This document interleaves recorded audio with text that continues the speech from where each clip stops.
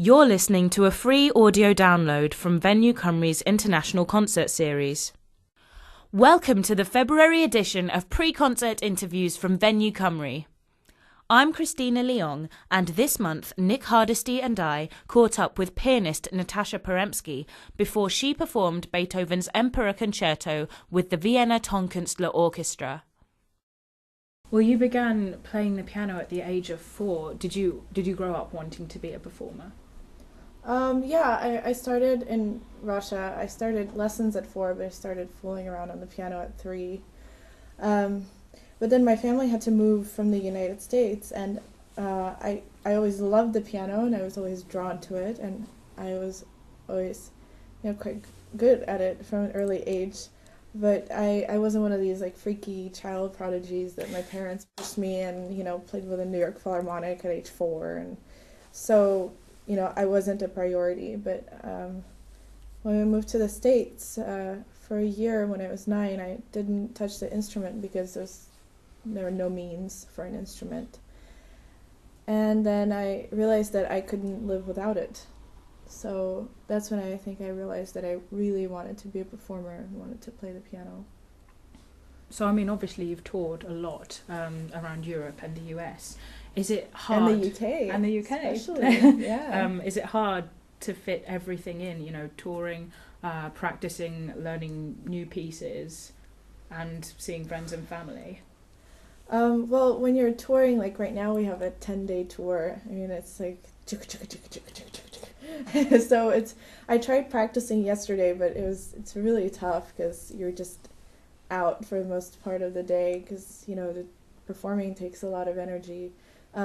But you get breaks, so I go home to New York and I see my friends and I learn my new pieces and I try to get some rest in, and then back on the tour.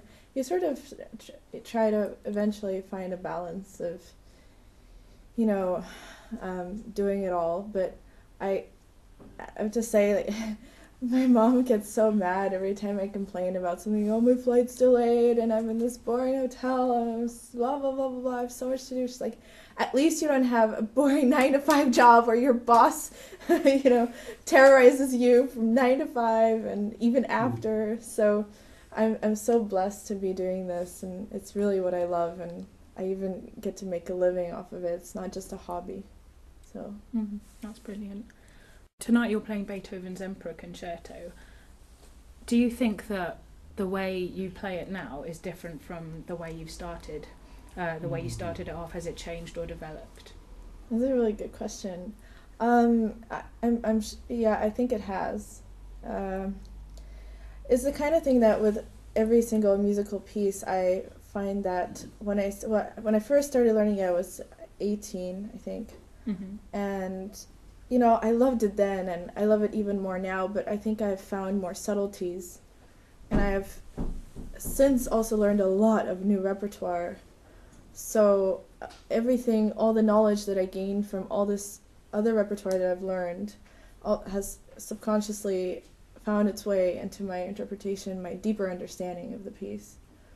So, yeah, and it's to me, it's actually quite boring to practice it on my own because so much of it has to do with the orchestra and the fabric of the orchestra and how very much I am a part of that fabric as a soloist. Even though it's a piano concerto, it's still very much a symphony, a symphonic work.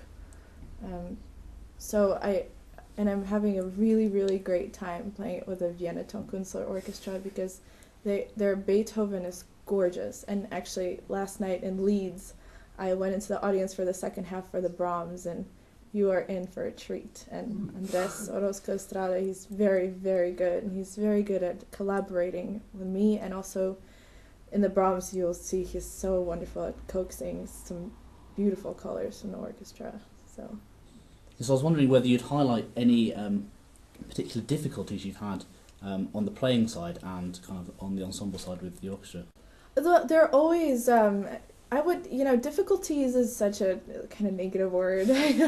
I think there are challenges, It's funny because my first meeting I had with Andres about this piece, right away, it's very usual for a conductor to say, well, the tradition is this and this and that. But in fact, well, he said, well, this is the tradition. Are you going to do it? He didn't imply that, of course, you have to do it this way. He just asked me if it turns out that I have very little resemblance to the tradition because in the score, it is not written. And with Beethoven, I tend to get very particular. So if it's written in the score, you have to do it. And if it's not, don't do it, because he was such a control freak that he would have put it in the score. I guarantee he would have put it in the score. And there's so many people take a lot of liberties, especially with this concerto, because they think, oh, you need to add like this ritardando because we have this new color and this new harmony. But in fact, he didn't write it and he wanted to be surprising. When you set it up, it's not so surprising. And the thing that I learned about this concerto over the years learning it is that it's actually yes, it's grand. It's the Emperor Concerto, but it's very schizophrenic at times. Actually, it's very surprising. Just as you're getting comfortable with a harmony and with a melody, he'll just change it on you completely, and suddenly you're in a whole different world, and you don't know where it came from. And it's kind of like a thriller that way. It just takes you by surprise. So don't get too comfortable. And so it makes you comfortable when you go from a major dynamic into a minor harmony. That when you set it up, it loses its surprise. So that's what this sort of challenge that I put forth, that I said, I'm not going to do any of these, but ritardandos. However, if he does write a ritardando, I will do it in that measure where he writes it and nowhere else. And, and of course there's always, as far as ensemble goes, it's, I'm always listening to the orchestra and they're listening to me, but sometimes I can't hear them quite well depending on the acoustic.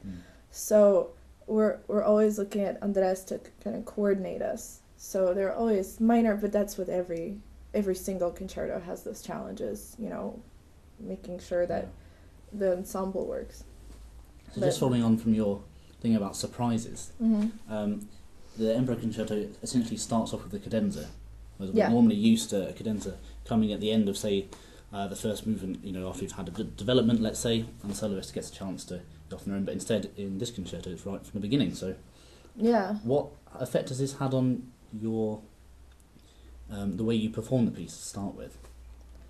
That's a really good question. You guys have really good questions. I've never had such good questions in pre-concert talks. It's usually like, well, what composer do you like best? Wait, hold on. Can I see that later? I'm out of here. Well, I think that, actually, the fourth concerto, it doesn't start with a cadenza, it starts with a statement. But this is really a cadenza. Yeah. I think it's, first of all, thank you, Beethoven, because I get to warm up before the 6-minute tutti, But also, it gives it a kind of, again, right there, it catches you by surprise, and it gives it a kind of spontaneity, kind of, we're gonna improvise together, of course, you all know this was composed, centuries ago, and that it's been played many times, and I'm sure many of you have heard it many times, or at least a couple of times before in your life, and you know what's coming, you know the tune, but I think that it sets the dynamic of unpredictability, and I try to find that in the cadenza. I hope not to just play through the cadenza. I sort of want to, fool you into thinking that I wrote this cadenza and that I'm just improvising because, I have nothing better to do, and I'm not quite sure what's going to happen next. So, and it's always really fun. I try to do it differently every night on tour. Yeah. Is there something you're kind of wanting to try out this evening? Well, it's always different, Sometimes I play the trill softer, sometimes I play the trill louder, sometimes I go up in a crescendo to the top of the phrase, sometimes quite the opposite, and but there's one cadenza where I always keep it simple because the conductor has to come in at the end of a chromatic scale where there's no rhythm, and he just has to go bong, and it's every conductor's nightmare. And I think there are two such places in the fourth concerto. Yeah. So I try to kind of keep that pretty predictable, otherwise the rest is going to stab me. But otherwise, do you leave it down to kind of your inspiration on the night, or something you've made a decision beforehand? No, it's in the moment. Yeah. Yeah, it's always in the moment.